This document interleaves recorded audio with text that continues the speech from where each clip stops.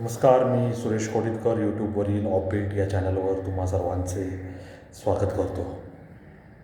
लादलेल्या महानगरीकरणाचे दुष्परिणाम या मालेत आपण शेवटचा जो मागचा विषय घेतला होता तो मुळामुठा नदी ही कशी कचराकुंडी झाली आहे, त्याचबरोबर पुण्याच्या आजूबाजूला असलेले जे घाट आहेत, दिवे घाट असेल, त्याच्यानंतर बोबदेव घाट असेल किंवा इतर ठिकाणी सुद्धा कचरा टाकण्याचे जे प्रकार होत आहेत त्याबद्दल आपण थोडंसं बोललो होतो. त्याच्यामध्ये आपण या आपल्या जी नियमित मालिका आहे त्याच्यामधील तो भाग आहे असा उल्लेख केलेला नव्हता. तरी पण मुळामुठा हा पुणे शहराचा अविभाज्य भाग असल्यामुळे आपण तिची जी दुरावस्था आणि घाटांची जी दुरावस्था होत आहे, विशेषतः कचरा टाकण्याच्या निमित्ताने त्यावर प्रकाश टाकला होता. आज आपण पुढचा विषय घेऊन आलेलो आहोत आणि तो आहे पुणे शिक्षणाचे माहेरघर ते शिक्षण पंढरी. आपल्याला माहिती आहे की स्वातंत्र्यपूर्व काळापासून पुणे हे शिक्षणाच्या दृष्टीने पुढारलेले होते. स्वातंत्र्य लढ्यातील अनेक लोकांनी पुण्यामध्ये शैक्षणिक संस्था उभारणीसाठी मोठे काम केलेले होते. त्याच्यामध्ये न्यू इंग्लिश स्कूल असेल, त्याच्यानंतर आपलं पुण्यातले अनेक महाविद्यालय असेल, फर्ग्युसन महाविद्यालय असेल, सपव महाविद्यालय असेल, त्याच्यानंतर आपलं डेक्कन महाविद्यालय असेल, ज्याच्यामध्ये आत्ता पुरातत्वशास्त्राचा अभ्यास केला जातो तो येरवड्यातील डेक्कन कॉलेज असेल, असे अनेक नामांकित महाविद्यालयं पुणे परिसरात उभारण्यात आली होती आणि पुण्यात शिक्षणाची गंगा त्यानिमित्ताने वाहू लागली होती.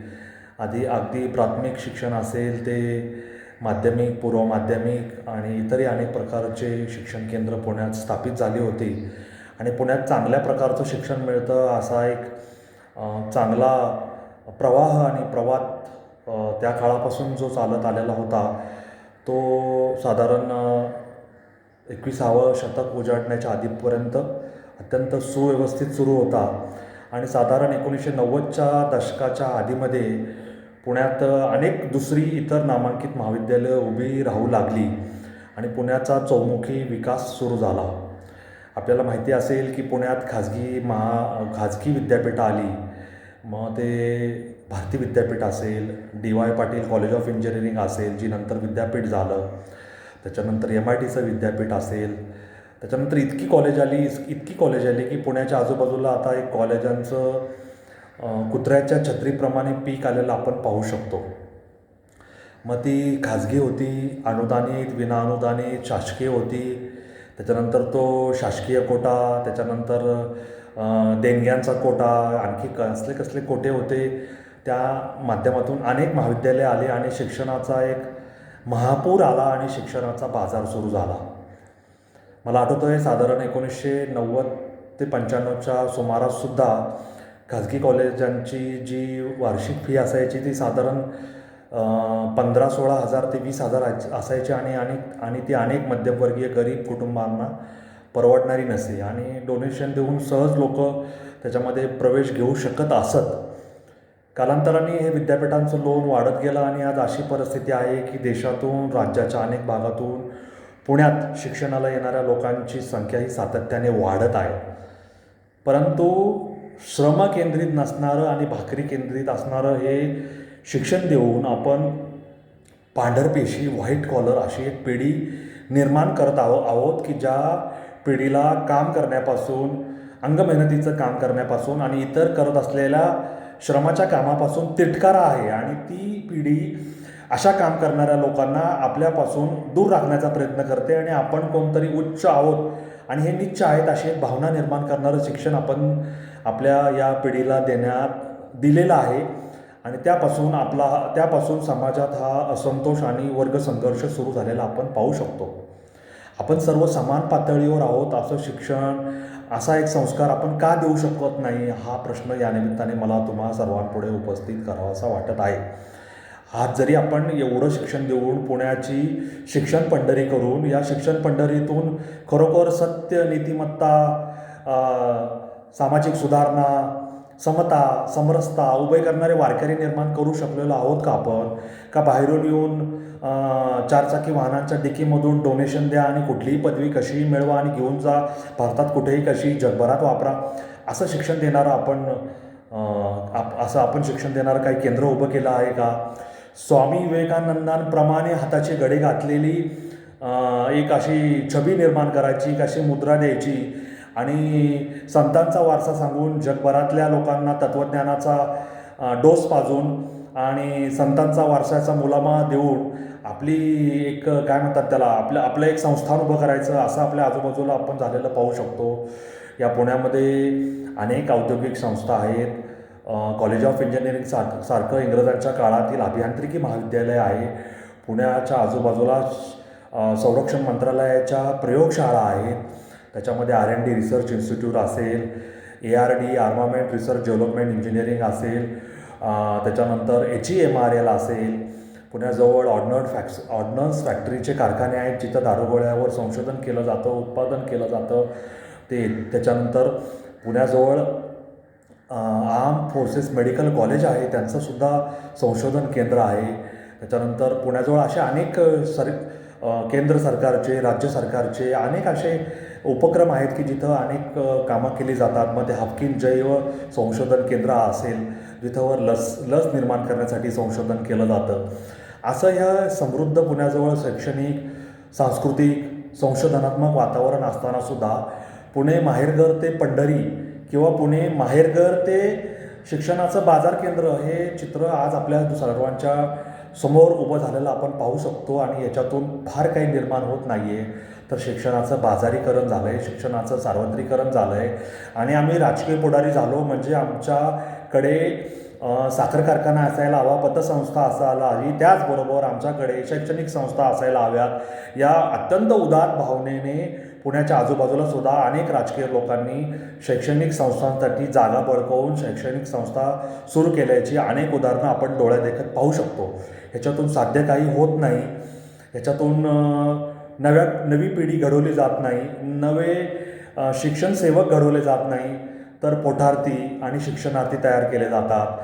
मग पटसंख्या जास्त दाखवा, आमच्या शाळेत कोणीच नापास होत नाही असं फुगून रचून दाखवा. आम्ही अनेक शैक्षणिक उपक्रम चालवतो, ते करून दाखवा. वृत्तपत्रात बातम्या छापून आलेल्या दाखवा. 20,000च्या पगारावर सही घ्या आणि 8,000 हातात द्या.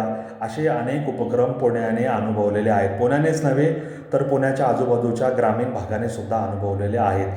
तेव्हा पुणे शिक्षणाचे माहेरघर ते शैक्षणिक पंढरी हा जो प्रवास आहे तो आज पुण्यात स्पर्धा परीक्षांचे केंद्र म्हणून उदयाला आलेला एक नवीन प्रकार आपण पाहू शकतो की ज्याच्यामध्ये पेईंग गेस्ट म्हणून मुली विद्यार्थी राहत आहेत. आईबाबाने पुण्याबाहेरच्या अनेक तालुक्या जिल्ह्यातून शेतकरी म्हणून, शेतमजूर म्हणून, सेवक म्हणून कमावलेला पैसा या मुलांच्या शिक्षणावर ते स्पर्धा परीक्षांचे क्लासेस लावले होते त्याच्यावर खर्च करतायत. आणि हे मुलं इथे काय करतायत, कसं जगतायत, कसं राहतायत, कसं वागतायत, काही कोणाला कशाचा थांगपत्ता नाही. आणि याच्यातून पुण्यात एक वेगळीच अर्थसंस्कृती उदयास आलेली आहे. ते म्हणजे जागा भाड्याने द्या, खोल्या भाड्याने द्या, अभ्यासिका तयार करा, चहा, जेवण, नाश्ता, खानावळ हे लावा, त्याच्यानंतर कपडे धुणे, लॉन्ड्री, इस्त्री हे तयार करा, पुस्तके भाड्याने द्या, पुस्तके विकत द्या, पेन, पेन्सिल, कंपास, शैक्षणिक साहित्य हे सगळं उपलब्ध करून द्या. याच्यातून एक वेगळंच आर्थिक चक्र तयार झालेलं आहे. स्पर्धा परीक्षातून जागा उपलब्ध होणार किती? 1,000, 2,000, 4,000, 5,000. वर्ग क असेल, वर्ग ड असेल, वर्ग ब असेल, सुपर क्लास 1 असतील. होऊन जागा उपलब्ध होणार किती आहे? 10,000, 15,000, 20,000, 25,000, 30,000, 50,000. पण परीक्षार्थी जर 1,00,000, 2,00,000, 4,00,000, 5,00,000 असतील आणि जागा एवढ्या कमी असतील तर उरलेल्या लोकांनी करायचं काय? त्यांनी कुठं जायचं? त्यांचा प्लॅन बी तयार आहे का? मग ह्या परीक्षार्थी, मग ह्या स्पर्धा परीक्षार्थी लोकांचं भवितव्य काय?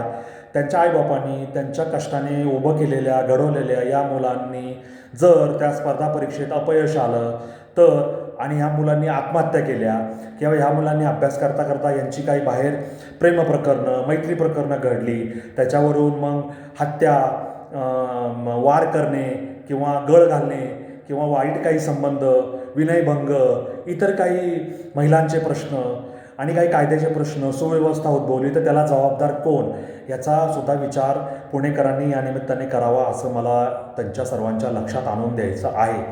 केवळ या स्पर्धा परीक्षा केंद्रांमुळे पुण्याचं बाजारपेठ फोफवली आणि पुण्यात आर्थिक चलनवलन एक धंद्याची, व्यापाराची, पैसे कमवायची नवीन ट्रिक उदयास आली असं म्हणणं फार धोक्याचं आहे असं मला म्हणावं असं वाटतं. स्पर्धा परीक्षांती कसे जगतात, कसे वागतात, काय कसं करतायत हे या निमित्ताने इथं चर्चेचा विषय नाही आहे. परंतु पुण्यात जे सांस्कृतिक, पुण्यात जे सार्वजनिक संस्थांचं जे जाळं आहे आणि त्या निमित्ताने पुण्यात जे धार्मिक, शैक्षणिक, सांस्कृतिक किंवा इतर चळवळींचे जे उपक्रम राबवले जातात, इतर चळवळींच्या सांस्कृतिक, धार्मिक केंद्रांच्या माध्यमातून जे वर्षभर कार्यक्रम राबवले जातात, त्या माध्यमातून मग प्रसाद वाटप असेल, भंडारा घालणं असेल, जेवणावळी असतील, या निमित्ताने अनेक लोकांना 2 वेळचं अन्न मिळतं, जेवणाची भ्रांत निघून जाते आणि अशा या माध्यमातून अनेक लोक आपलं पुण्यात पोट भरत आहेत. ज्यांना कोणी नाही, ज्यांना सहारा नाही आणि ज्यांना भ्रांत आहे की पैसे आले नाहीत, गावाकडून मनी ऑर्डर आले नाहीत, अशा सर्व लोकांचं सुद्धा जीवनमान याच्यातून चाललेलं आहे. हे विशेषतः करोना काळात किंवा इतर ज्यावेळेस भ्रांत असते आणि ज्यावेळेस कुठलाही दिलासा नसतो त्यावेळेस हे चित्र आपल्याला पुण्यात सर्रास पाहायला मिळत आहे आणि हे वातावरण एका वेगळ्या दिशेने जात आहे असं मला या निमित्ताने म्हणावंसं वाटतं. सगळ्या देशातून, सगळ्या महाराष्ट्राच्या कानाकोपऱ्यातून पुण्यात येऊन रोजगार, उद्योगधंदे किंवा नोकरी लागेल, आपण मोठे अधिकारी होऊ असं होणं शक्य होणार नाही आहे. तथापि हे शक्य न होत असतानाच पुण्याची चटक लागायचं मात्र थांबणार नाही आहे आणि पुण्याची एकदा चटक लागली की आपल्याकडे गावाला जाऊशी वाटत नाही. उलट गावाकडे काय आहे आणि इथंच कसं आहे चांगलं वातावरण, या वातावरणाची चटक लागली तर मुलं मुली, आपले गाव, आपले आईवडील आपलं ते वातावरणापासून तुटू शकतात, याची मला वेळीच या निमित्ताने तुम्हा सर्वांना जाण करून द्यावीशी वाटते.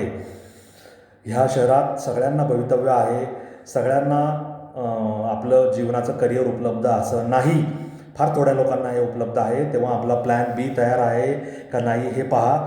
आपल्याकडे, आपल्या गावाकडे जे संसाधनं उपलब्ध आहेत, जे सोर्सेस उपलब्ध आहेत, त्यांचा चांगल्या पद्धतीने विकास करून आपलं जीवनमान, आपल्या बहीण भावंडांचं जीवनमान, आपल्या मैत्रिणी असेल, जीवनसंगिनी असेल त्यांचं जीवनमान, आपल्या आईवडिलांची स्वप्न कशी पूर्ण करता येईल हे नक्की तुम्ही पाहायचा विचार करा. दैदिप्यमान असे यश सगळ्यांच्याच नशिबात आहे असं नाही, संघर्ष कुणालाही चुकलेला नाही, परंतु तो संघर्ष अगदी आपल्याला आकाशात घेऊन जाईल असंही नाही. त्यामुळे आपणच आपला अवकाश शोधायला हवा. पुणे हे शिक्षणाचं माहेरघर होतं, पण ते आज शिक्षणाचा मोकळा बाजार, ओपन मार्केट झालेला आहे आणि या ओपन मार्केटमध्ये आपण आपलं अस्तित्व विसरून जाता कामा नये. या मार्केटमध्ये हरवून जाता कामा नये. तेव्हा या मार्केटच्या चटक्यापासून आणि चटक लावण्यापासून वेळीच सावध व्हा. पुणे शिक्षणाचं माहेरघर, ते शिक्षण पंढरी असं आता राहिलेलं नाही, तर हा शिक्षणाचा उरूस सुरू झालेला आहे आणि उरुसामध्ये किती हरवायचं, उरूस 1 दिवसाचा असतो, त्यामध्ये किती मग्न व्हायचं हे आपण ठरवायचं आहे. तेव्हा बंधूंनो, बाजार केंद्रित या स्पर्धा परीक्षांच्या काय म्हणतात त्याला गर्दीमध्ये हरवून जाऊ नका, माहेरघरात रममान होऊ नका, आपलं शिक्षण पूर्ण करा, स्वतःच्या पायावर उभे राहा. लागली संधी, चांगली नोकरी मिळाली तर ठीक आहे, उद्योग व्यवसायात आपलं नशीब नक्की आजमावून पहा आणि आपल्या जीवनाला व्यवस्थित आकार द्या. लादलेल्या महानगरीकरणाचे दुष्परिणाम या मालेतील पुण्याच्या चारी बाजूने वाढलेल्या, पुण्याच्या मध्यवर्ती गावभागात निर्माण झालेल्या या समस्यांचा आपण अभ्यास करत आहोत आणि त्याच मालेतील आजची ही समस्या की शिक्षणाचं माहेरघर ते शिक्षणाची पंढरी आणि त्याच्यातून स्पर्धा परीक्षांचा बाजार, शिक्षणाचा बाजार जो उभा झाला आहे त्याच्यावर प्रकाश टाकायचा आपण आज प्रयत्न केलेला आहे. तुम्हाला माझं हे म्हणणं कसं वाटलं ते तुम्ही कॉमेंट बॉक्समध्ये लिहून मला जरूर कळवा. माझा हा चॅनल जास्तीत जास्त लोकांपर्यंत पोहोचवा. लाईक करा, शेअर करा, सबस्क्राईब करा आणि याबद्दल तुमचे अभिप्राय मला नक्की कळवा. जय हिंद, जय महाराष्ट्र, वंदे मातरम. धन्यवाद.